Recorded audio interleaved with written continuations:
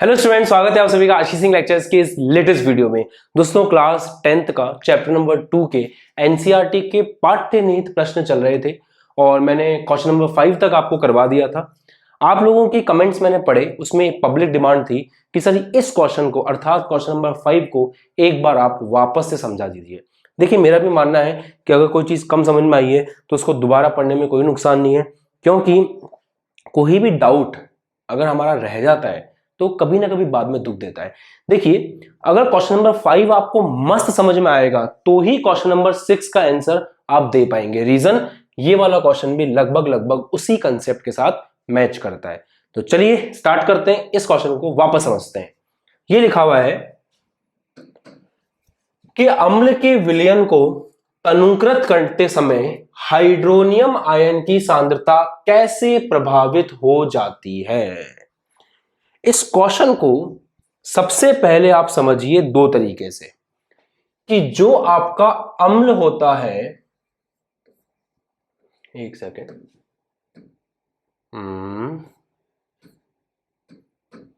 हाँ जी, जो आपका अम्ल होता है वो अम्ल देता है H प्लस आयन। क्या देता है?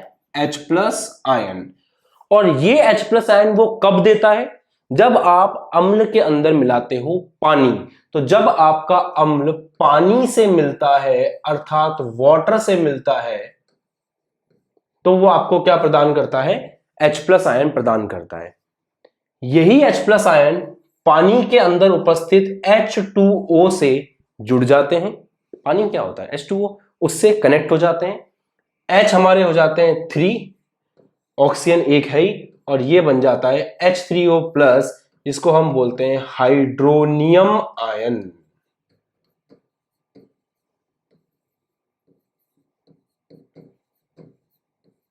तो सबसे पहले आप इस बात को समझें कि एक्चुअल में जब बात हाइड्रोनियम आयन की हो रही है तो इनडायरेक्टली हम लोग H प्लस आयन के बारे में ही बात कर रहे हैं। ठीक है, क्योंकि वही H प्लस आयन जो है पानी से मिलकर के क्या बनाने वाला है? आपका हाइड्रोनियम आयन बनाने वाला है।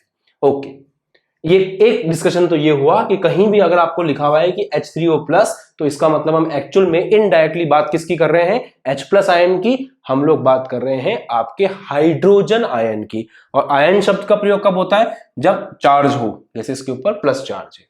ठीक है, दूसरी बात, तनुकृत करने का मतलब क्या होता है? तनुकृत करने का मतलब होता है पानी मिलाना। सिंपल। जैसे जैसे हम पानी मिलाते जाएंगे हम बोलेंगे कि हम तनुकृत करते जा रहे हैं, हम डाइल्यूट करते जा रहे हैं, हम उसको हल्का करते जा रहे हैं। अब मैं आपको एक छोटा सा एग्जांपल देता हूं। मान लो एक गिलास के अंदर 5 ml पानी है। कितना पानी है? 5 ml पानी है, और उसके अंदर आपने मिलाया 5 ग्राम शक्कर। क्या मिलाया बेटा? 5 ग्राम शक्कर। आपको पता है पानी के अंदर शक्कर मिला के उसको टेस्ट करेंगे, उसको पिएंगे तो मीठा आएगा स्वाद। ठीक है, बन गया आपका विलयन। इस विलयन में 5 ग्राम शक्कर है, कितने ml पानी में? 5 ml पानी में। सही बात है ना बेटा? बिल्कुल सही बात कह रहा हूं मैं। एक और बात, अर्थात इस विलयन को देखें तो इस विलयन में 5 ml पानी में 5 ग्राम शक्कर है। ओके, ये बताओ 1 ml पानी में कितनी शक्कर है? 1 ग्राम शक्कर है। सर जी कैसे बोला सर आपने? ये देखो, बहुत सिंपल है। 5 ml पानी में 5 ग्राम शक्कर है तो 1 ml पानी में कितनी होगी? 5/5 बराबर 1 ग्राम शक्कर। सही बात है ना? सिंपल भाई। 5 ग्राम पानी, 5 ml पानी में 5 ग्राम शक्कर है तो 1 ml में कितना हुआ? 1 ग्राम। 5 पेन की कीमत 25 रुपए, 1 पेन की कितनी होगी? 25/5। सिंपल। ठीक है, मतलब अगर मैं इस विलयन का 1 ml चेक करूंगा तो उसमें मुझे कितनी ग्राम शक्कर मिलेगी? 1 ग्राम शक्कर मिलेगी। राइट? ठीक है, यहां तक समझ में आ गया। अब मान लो मैंने इसमें और पानी मिला दिया, शक्कर नहीं मिलाई, पानी मिला दिया मैंने और 5 ml पानी इसमें ऐड कर दिया, तो अब कितना ml पानी हो गया? 10 ml पानी हो गया। शक्कर अभी भी कितनी है? 5 ग्राम शक्कर है। अब जो आपका 10 ml पानी है उसमें कितनी शक्कर है? 5 ग्राम शक्कर है। तो अब 1 ml पानी में कितनी शक्कर होगी? 5/10 ग्राम शक्कर होगी, अर्थात आधा ग्राम शक्कर होगी, अर्थात 0.5 ग्राम शक्कर होगी। तो यहां अगर सोचा जाए तो पानी मिलाने पर क्या हुआ? जैसे आपने इसको तनुकृत किया, तनुकृत करने का मतलब होता है पानी मिलाया। जैसे ही आपने इसमें पानी मिलाया, क्या हुआ? जो शक्कर कम पानी में उपस्थित थी, अब वही शक्कर ज्यादा पानी में फैल गई, और उसके कारण 1 ml पानी में जो शक्कर की मात्रा है वो घट गई। पहले 1 ml पानी में 1 ग्राम शक्कर हुआ करती थी, अब 1 ml पानी में 0.5 ग्राम शक्कर है। अब अगर आप इसका 1 ml लोगे तो उसके 1 ml में आपको कितनी शक्कर मिलेगी? 0.5 ग्राम। पहले से कम, पहले से कम, पहले से कम। टेस्ट करोगे उतना मीठा आपको फील नहीं होगा। That's it. बात समझ में आ गई? ऐसे ही बेटा अब समझो, अब आपको समझ में आएगा। मान लो पहले जो आपका अम्ल था वो 5 ml पानी में था, तो 1 ml पानी में ज्यादा H+ आयन थे, क्योंकि अम्ल क्या देता है? अम्ल देता है H+ आयन। आप H+ आयन बोल लो या फिर हाइड्रोनियम आयन बोल लो, बात तो एक ही है। तो जो आपका अम्ल था पहले कम पानी में उपस्थित था, जैसे आपकी शक्कर पहले कम पानी में थी, तो एकांक, एकांक मतलब होता है 1 ml, अर्थात एकांक आयतन, पहले एकांक आयतन में ज्यादा H+ आयन थे, जैसे वहां पर ज्यादा शक्कर थी। पानी मिलाने के बाद वही H+ आयन फैल गए क्योंकि पानी ज्यादा हो गया, तो एकांक पानी में 1 ml पानी में H+ आयन घट जाएंगे, जैसे वहां पर शक्कर आपकी कम हो गई थी। सिंपल, वही बात मैंने बोली कि H3O+ आयन जो है, जो एकांक आयतन में उपस्थित है, वो घट जाएंगे। जहां पहले आपको 1 ml में ज्यादा मिल रहे थे H+ आयन, अब आपको 1 ml में कम मिलेंगे। Simple, that's it. अब मुझे बताओ कि अब तो आपको एग्जाम्पल से क्लियर हो गया होगा। यस और नो कमेंट करके बताइए फटाफट से, जल्दी। तो ये क्वेश्चन मैंने आपको एक बार फिर एक्सप्लेन कर दिया, वापस समझ लो बेटा। आपका एग्जाम्पल बहुत क्लियर है। जो आपकी शक्कर थी वो कम पानी में थी, तो एकांक पानी में 1 ml पानी में ज्यादा शक्कर के कण आपको प्राप्त होंगे। आप पानी मिला रहे हो, इसी को बोलते हैं तनुकृत करना। तो अब उतनी ही शक्कर ज्यादा पानी में है, तो 1 ml पानी में उपस्थित शक्कर की मात्रा आपको कम मिलेगी। वैसे ही जब आपके अम्ल में आप पानी मिलाओगे तो जो H+ आयन है वो और ज्यादा पानी मिलाने के कारण उनकी उपस्थिति 1 ml में, 1 ml पानी में घट जाएगी, और 1 ml को बोलते हैं एकांक आयतन। वही सिंपल भाषा में बोलूं तो 1 ml एकांक आयतन में उनकी जो उपस्थिति है वो घट जाएगी। और इसका एग्जाम्पल अब आपको समझ में आ गया होगा। तो जो कमी रह गई थी पिछले लेक्चर में, वो कमी हमने दूर कर दी है। अब आप ये क्वेश्चन नंबर 6 पढ़िए और इसको सॉल्व करने की कोशिश करिए खुद से। पढ़िए इस प्रश्न को शांति से, आप खुद ही जवाब दे पाएंगे कि सर इसका आंसर क्या होगा। हाँ जी बच्चों, तो क्वेश्चन नंबर 6 को करते हैं अपन। जब सोडियम हाइड्रोक्साइड विलयन में अधिक क्षारक को मिलाते हैं तो हाइड्रोक्साइड आयन की सांद्रता कैसे प्रभावित होती है। ये प्रश्न क्वेश्चन नंबर 5 से मिलता जुलता हुआ है। कंसेप्ट अगर आपको वहां समझ में आ गया था तो आप इस क्वेश्चन को भी बहुत अच्छे से डील कर पाएंगे। चलिए समझते हैं प्रश्न क्या बोल रहा है। सबसे पहले प्रश्न का फील लेते हैं। क्वेश्चन कह रहा है कि आपके पास एक सोडियम हाइड्रोक्साइड का विलयन है। आपके पास पहले से सोडियम हाइड्रोक्साइड का विलयन है, अर्थात आपके पास पहले से NaOH का विलयन है, राइट। ठीक है, अब NaOH का विलयन है, इसका मतलब इसमें पहले से कौन से आयन उपस्थित होंगे? OH- आयन पहले से उपस्थित हैं। भाई सीधी सी बात है ना, आपने ले रखा है सोडियम हाइड्रोक्साइड और सोडियम हाइड्रोक्साइड में मिला हुआ है पानी। तो जैसे ही सोडियम हाइड्रोक्साइड में पानी मिलेगा, सोडियम हाइड्रोक्साइड में पानी मिलते ही कौन से आयन निकलेंगे? OH minus ion. मतलब पहले से विलयन में कौन से आयन उपस्थित हैं? OH minus. अब इसमें और ज्यादा क्षार आप बाहर से मिला रहे हैं, मतलब इसके अंदर आप बाहर से और ज्यादा क्षार को ऐड कर रहे हैं। मान लो आप बाहर से और ज्यादा NaOH इसके अंदर मिला रहे हो, क्या होगा? सीधी सी बात है, पहले से उसके अंदर क्षार है, अर्थात पहले से आपके विलयन में OH माइनस है, आप और ज्यादा OH माइनस को मिला रहे हैं। तो इस हिसाब से OH माइनस की जो मात्रा है, मात्रा को हम लोग बोलते हैं सांद्रता, तो जो OH माइनस की सांद्रता है वो सांद्रता बढ़ने लग जाएगी। दैट्स इट, यही इसका आंसर है। वापस से एक बार, तो वही सवाल हो गया ना कि मेरे पास शक्कर का एक घोल बना हुआ है, मेरे पास शक्कर का एक घोल बना हुआ है, मैं उसमें और ज्यादा शक्कर मिला रहा हूं तो क्या होगा? मेरे पास अगर पहले से शक्कर का मीठा पानी है, उसमें मैं और ज्यादा शक्कर मिला रहा हूं, क्या होगा? सीधी सी बात है, शक्कर की सांद्रता बढ़ जाएगी, शक्कर की मात्रा बढ़ जाएगी।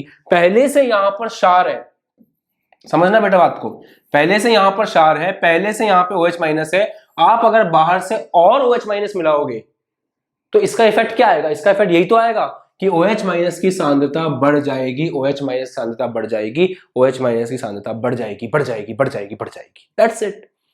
पर एक बात बताओ, आपको अगर मैं पानी में शक्कर घोलने के लिए कहूं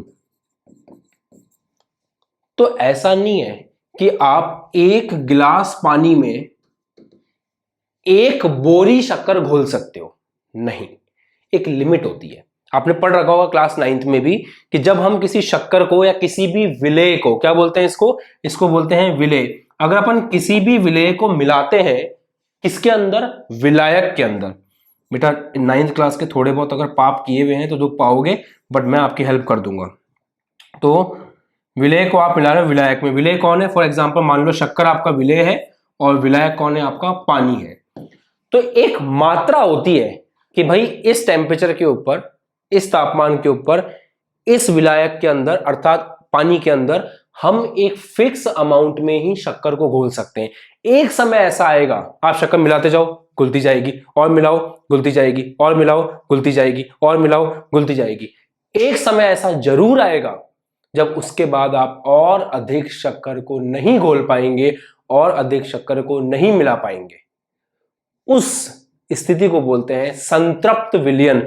जब हम विलेय को विलायक के अंदर उस तापमान के ऊपर और नहीं जोड़ पा रहे हैं और नहीं मिला पा रहे हैं तो उस विलयन को बोलते हैं संतृप्त विलयन। ऐसे ही बेटा जब आप और ज्यादा क्षार मिलाते रहेंगे, मिलाते रहेंगे, मिलाते रहेंगे तो OH माइनस की सांद्रता बढ़ती जाएगी, बढ़ती जाएगी, बढ़ती जाएगी।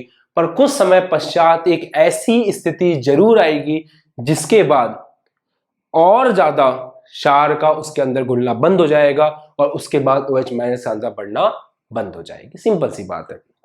सर एक काम करो ना, इसको थोड़ा और सिंपल करके समझाओ। देखो आपके पास पहले से है मीठा पानी, ठीक है, मतलब शक्कर है उसके अंदर और पानी, पहले से आपने घोल बना रखा है। अब इसके अंदर आप बाहर से ऐड कर रहे हो और ज्यादा शक्कर, क्या होगा? आपका विलयन, मिठास जो है आपके विलयन की वो बढ़ती जाएगी। आप और शक्कर मिलाओगे, मिठास और बढ़ जाएगी।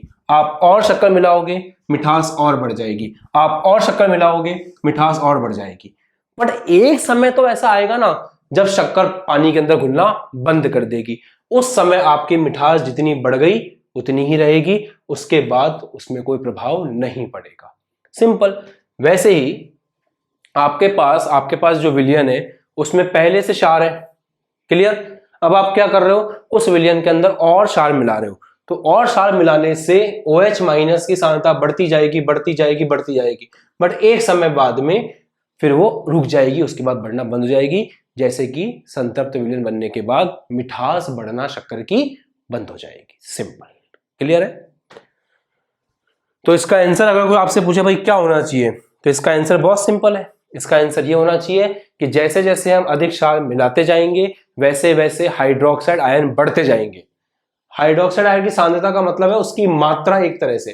तो जैसे जैसे आप क्षार मिलाते जाओगे OH माइनस की सांद्रता बढ़ती जाएगी बढ़ती जाएगी बढ़ती जाएगी, परंतु कुछ समय पश्चात संतृप्तता आ जाएगी, सैचुरेशन। भाई उससे ज्यादा नहीं घोल पाओगे आप, तो एक समय पश्चात क्या आ जाएगी, संतृप्तता। और फिर संतृप्तता के बाद कुछ नहीं होगा, संतृप्तता के बाद जैसा है जितना हो गया उतना ही रहेगा। इसकी पूरी लैंग्वेज जो है आपको, आपकी एप्लीकेशन जो है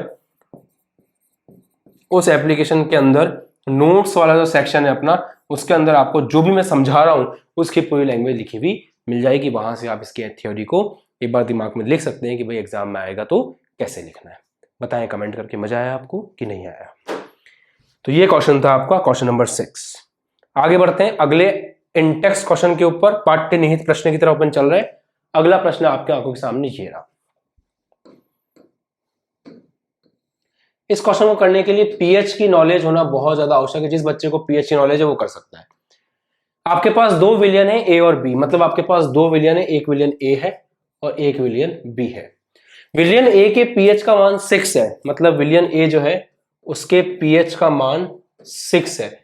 विलियन बी के पीएच का मान 8 है, मतलब विलियन बी जो है उसके पीएच का मान 8 है। ठीक है भाई, इस विलियन में हाइड्रोजन आयन की सांद्रता अधिक है, इसमें से कौन सा अम्लीय है और कौन सा क्षारीय है। सिंपल सवाल है, दैट्स इट। भाई हमें पता होना चाहिए पीएच बराबर 7 जो है वो उदासीन के लिए होता है। पीएच 7 से बड़ा होगा तो वो क्षार के लिए होता है, और पीएच 7 से कम होगा तो वो अम्ल के लिए होता है, राइट। तो पहले वाले का पीएच 6 है, 7 से कम है, मतलब ये भाई साहब आपके अम्ल हैं।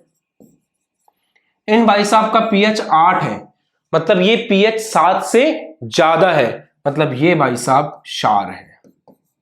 ऑब्वियस सी बात है, जो आपका अम्ल है उसके अंदर H+ आयन ज्यादा है, H+ आयन की मात्रा ज्यादा है, और मात्रा को बोलते हैं सांद्रता। यहां पर तो H+ आयन की सांद्रता किसमें ज्यादा है, H+ आयन की सांद्रता ए के अंदर ज्यादा है। एक नंबर का क्वेश्चन है और एक नंबर मक्खन हो जाएगा, थ्योरी पढ़ रखी है तो। 3 कॉन्सेप्ट पता होने चाहिए बस ये वाले, कि पीएच 7 है तो अम्लीय, पीएच 7 से बड़ा है तो क्षारीय, पीएच 7 से कम है तो आपका अम्लीय, है ना। पीएच 7 है तो उदासीन, पीएच अगर 7 के बराबर है तो उदासीन, पीएच 7 से ज्यादा है तो क्षार, और पीएच 7 से कम है तो अम्ल। यहां अपन को साफ साफ दिख रहा है इन भाई साहब का पीएच जो है 7 से कम है, मतलब ये भाई साहब अम्ल है, और जो अम्ल होते हैं उन्हीं में H+ ज्यादा होता है, क्योंकि अम्ल का मतलब ही है जो H+ देते हैं। सिंपल बात, दोनों क्वेश्चन का आंसर आपको मिल गया, दैट्स इट। H+ आयन की सांद्रता का विलयन पर क्या प्रभाव पड़ता है। सीधी सी बात है भैया, नो बकवास, बहुत सिंपल क्वेश्चन है। ऐसे क्वेश्चन दोगे ना एग्जाम फोड़ के आ जाएंगे हम, एक भी नंबर हमारा कटने नहीं देंगे। देखो सोचो, बहुत सिंपल है। H+ आयन देने का काम कौन करता है, अम्ल, सीधी बात है, सही है। तो अगर H+ आयन ज्यादा होंगे किसी विलयन में, H+ आयन ज्यादा होंगे किसी विलयन में, इसका मतलब उस विलयन का अम्लीय गुण उतना ही ज्यादा होगा। दैट्स इट, खत्म, एक लाइन का आंसर है। H+ का मतलब है अम्ल, तो जिसमें H+ ज्यादा है वो ज्यादा अम्लीय है, सिंपल। जिसमें H+ कम है वो कम अम्लीय है। तो H+ आयन की सांद्रता का ज्यादा होना ज्यादा अम्लीय गुण को प्रदर्शित करता है, दैट्स इट। हो गया। अगला प्रश्न, सेम क्वेश्चन लगा दिया बार बार। हाँ, क्या क्षारकीय विलयन में H+ आयन होते हैं, यदि हां तो वे क्षारकीय क्यों होते हैं। अजी वाह, क्या प्रश्न है, सोचिए, सोच करके जवाब दीजिए। क्या क्षारकीय विलयन में H+ होते हैं, और यदि H+ होते हैं तो फिर वो क्षारक क्यों कहलाते हैं। देखो भैया, pH बराबर 7, समझना इस बात को, अच्छा कॉन्सेप्ट है। pH बराबर 7, पानी होगा उदासीन, ठीक है, उदासीन का मतलब पता है क्या है, जितना H प्लस आयन है, मतलब जितने H प्लस आयन की मात्रा है, मात्रा को क्या बोलते हैं अपन बेटा, सांद्रता। तो किसी का pH 7 है, हम क्या बोलते हैं, उदासीन है भैया, ना तो उसके पास अम्ल है ना वो क्षार है। ये बात तो पता है ना आपको, एक बार फिर से बताता हूं। H प्लस आयन pH बराबर 7 है, pH बराबर 7 का मतलब पता है क्या है, pH बराबर 7 का मतलब होता है कि आपकी चीज उदासीन है, ना तो उसके अंदर क्षारीय प्रकृति है ना उसके अंदर अम्लीय प्रकृति है। तो सर उसका मतलब क्या है, मतलब यह है जितने H प्लस आयन है उतने ही OH माइनस आयन है, जितने H प्लस की सांद्रता अर्थात H प्लस की मात्रा है उतनी ही OH माइनस की मात्रा या आप बोले सांद्रता है। सिंपल भाई, 10 H प्लस है, 10 ही OH माइनस है। H प्लस के होने से अम्लीय प्रकृति आती है, OH माइनस के होने से क्षारीय प्रकृति आती है। दोनों बराबर हैं, दोनों एक दूसरे को खा जाएंगे, ना तो अम्लीय कहलाएगा ना क्षारीय कहलाएगा। ठीक है, ये कहानी किसकी हुई, ये कहानी हुई उदासीन की। अब जो अम्ल होते हैं, अम्ल वो होते हैं जिनमें H प्लस आयन की सांद्रता या आप बोल सकते हो H प्लस आयन का मात्रा ज्यादा होती है OH माइनस की सांद्रता से। समझे? अब आपसे कोई सवाल पूछे कि भैया एक बात बताओ, क्या अम्ल के अंदर OH माइनस होते हैं, तो आप बोलोगे हाँ होते। फिर आपसे वो सवाल पूछे कि एक बात बता, अगर अम्ल में OH माइनस है तो फिर वो अम्ल क्यों है? इसलिए है बेटा क्योंकि H प्लस और OH माइनस में से ज्यादा कौन है, H प्लस है। प्रभाव किसका आएगा, H प्लस का आएगा। एक बात बताओ, आप में 10 बुराइयां हैं और 20 अच्छाइयां हैं, तो मैं आपको अच्छा इंसान बोलूंगा कि बुरा इंसान बोलूंगा? मैं बोलूंगा आप अच्छे इंसान हो। सही है? क्यों अच्छे इंसान हो? क्योंकि आप में 20 अच्छाइयां हैं और 10 आपके अंदर खराबी है, बुराई है। राइट? पर इसका मतलब ये नहीं है कि आप अच्छे इंसान आपको कहा जा रहा है, इसका मतलब आप में कोई बुराई नहीं है आप में बुराई, बट आपके अंदर जो बुराई है उससे ज्यादा आप में अच्छाई है, ये वाला बात है। तो यहां पे OH माइनस है पर फिर भी ये अम्ल है, क्यों? क्योंकि इसमें जो H प्लस है वो OH से ज्यादा है। ये अच्छा बच्चा है क्योंकि इसकी अच्छाई बुराई से ज्यादा है, बट इसका मतलब ये नहीं कि इसमें बुराई है ही नहीं। वैसे ही जो आपके पास क्षार है, क्षार का मतलब है उसके अंदर H प्लस आयन की मात्रा बोले तो सांद्रता एक ही बात है, मात्रा कम है और ज्यादा कौन है, OH माइनस की सांद्रता। बट इसका मतलब ये नहीं है, कि उसके अंदर H प्लस है ही नहीं। क्षार के अंदर H प्लस होता है। मान लो आप में 20 बुराइयां हैं और 10 ही अच्छाई है, तो मैं तो आपको बुराई बोलूंगा ना। अब ऐसा नहीं है कि बुरे इंसान के अंदर एक भी अच्छाई नहीं होगी, पर फिर भी वो बुरा कहलाएगा। क्यों? क्योंकि उसकी बुराई उसकी अच्छाई से ज्यादा है। वैसे ही क्षार के अंदर OH माइनस भी होता है और H प्लस भी होता है, बट फिर भी उसे क्षार बोलते हैं क्योंकि OH माइनस के अंदर ज्यादा होता है। तो अगर आपसे कोई सवाल पूछे कि क्या क्षारकीय विलयन में H प्लस होता है, जी हां होता है।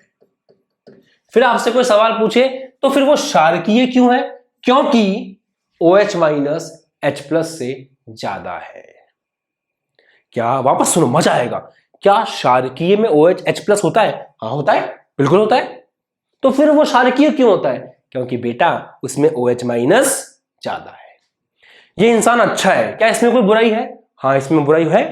फिर ये बुरा क्यों नहीं बोल रहे इसको? क्योंकि इसमें जो बुराइयां हैं उनसे ज्यादा अच्छाई है। ये उस तरह का क्वेश्चन है। समझ गए बात को? एग्जाम्पल पसंद आया हो तो कमेंट जरूर करना। चलिए, ये आपका क्वेश्चन था, उम्मीद करता हूं कि आपको समझ में आ गया होगा। आगे बढ़े, चलो अगला प्रश्न। कोई किसान खेत की मृदा की किस परिस्थिति में बुझा हुआ चूना और चूना या चौक का उपयोग करेगा?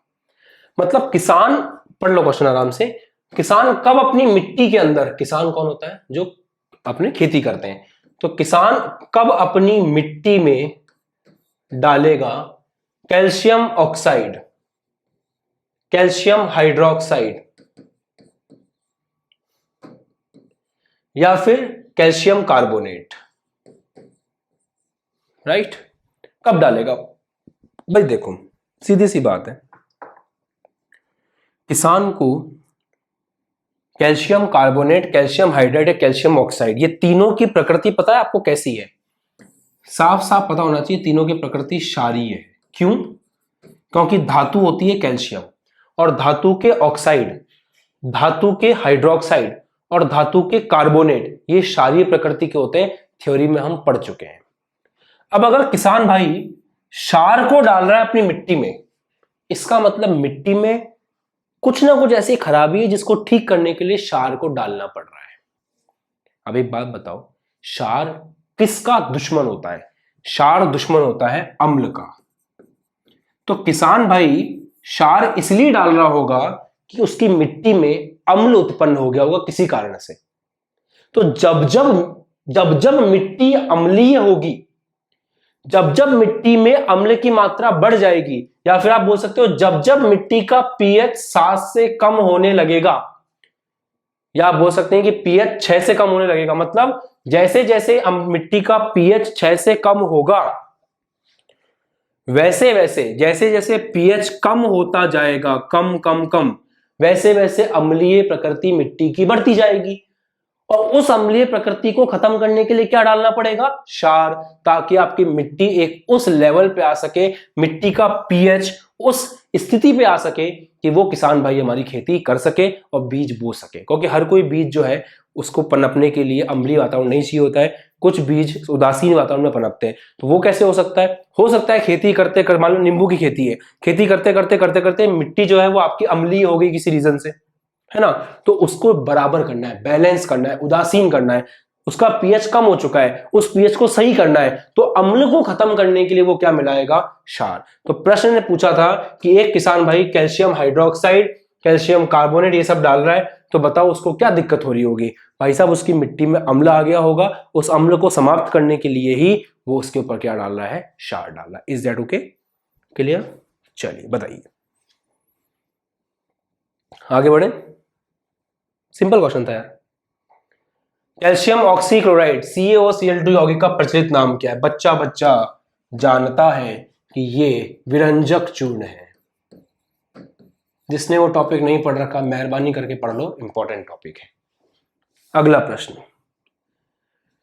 उस पदार्थ का नाम बताइए जो क्लोरीन से क्रिया करके विरंजक चूर्ण बनाता है। इसके लिए रिएक्शन याद होनी चाहिए कि कैल्शियम हाइड्रोक्साइड जो है वो क्लोरीन से क्रिया करके कैल्शियम ऑक्सीक्लोराइड अर्थात विरंजक चूर्ण बनाता है। तो वो कौन सा पदार्थ है? थ्योरी पढ़नी पड़ेगी इसके लिए। वो कौन सा पदार्थ है जो Cl2 से क्रिया करके विरंजक चूर्ण बनाता है? उस पदार्थ का नाम है कैल्शियम हाइड्रोक्साइड CaOH2। कठोर जल को मृदु करने के लिए सोडियम के किस यौगिक का प्रयोग किया जाता है? तो आप लिख सकते हैं, नोट कर लीजिए, खारे पानी को मीठा बनाने के लिए हम सोडियम कार्बोनेट Na2CO3 का प्रयोग करते हैं। सोडियम कार्बोनेट का प्रयोग करते हैं मीठे खारे पानी को मीठे पानी बदलने के लिए, खारे पानी को मीठे पानी बदलने के लिए हम सोडियम जो कार्बोनेट है उसका प्रयोग करते हैं। क्लियर? आगे बढ़े, चलो। सोडियम हाइड्रोजन कार्बोनेट के विलयन को गर्म करने पर क्या होगा बताइए। अरे बहुत आसान है, जब हम खाने के सोडा के बारे में पढ़ रहे थे तो सोडियम हाइड्रोजन कार्बोनेट को गर्म करने पर क्या क्या बनता है उसके बारे में हमने बहुत अच्छे से बात की थी कि यहां पे एक तो बनता है सोडियम कार्बोनेट। ये क्या है? ये बेकिंग सोडा है। इस बेकिंग सोडा को गर्म करने पे बनता है सोडियम कार्बोनेट, साथ में कार्बन डाइऑक्साइड, साथ में हाइड्रोजन गैस, सॉरी जल बनता है। तो सोडियम कार्बोनेट, कार्बन डाइऑक्साइड और साथ में क्या बनता है? जल बनता है। और इसका टेस्ट बहुत खराब होता है, इसलिए हम केक बनाने में जो है NaHCO3 को काम में नहीं लेते, हम बेकिंग सोडा को काम में नहीं लेते, हम बेकिंग पाउडर को काम में लेते हैं। तो किसी बच्चे को इस रिएक्शन को डिटेल में पढ़ना हो तो बेकिंग पाउडर वाला टॉपिक, बेकिंग सोडा वाला टॉपिक अच्छे से पढ़ लीजिएगा। बाकी रिएक्शन है, क्वेश्चन का आंसर सिंपल है। प्लास्टर ऑफ पेरिस के जल के साथ अभिक्रिया, हाँ मजा आ गया। प्लास्टर ऑफ पेरिस होता है CaSO4 डॉट हाफ H2O।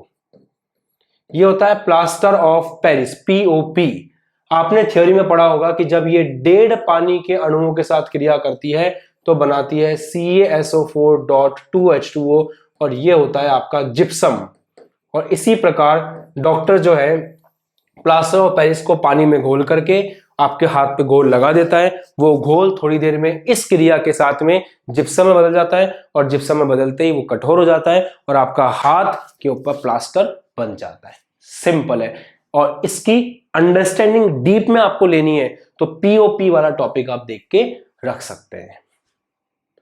ठीक है बेटा, तो ये सारे क्वेश्चंस हम लोगों ने कवर किए। आपके इंटेक्स्ट क्वेश्चन जो हैं वो इसी साथ समाप्त होते हैं। अब अगली कक्षा में हम लोग NCERT की जो बैक एक्सरसाइज है उसके क्वेश्चंस करेंगे। देखो, इस चैप्टर को हम लोगों ने बिल्कुल भी हल्के में नहीं लिया, पूरी थ्योरी कंप्लीट करी चैप्टर की।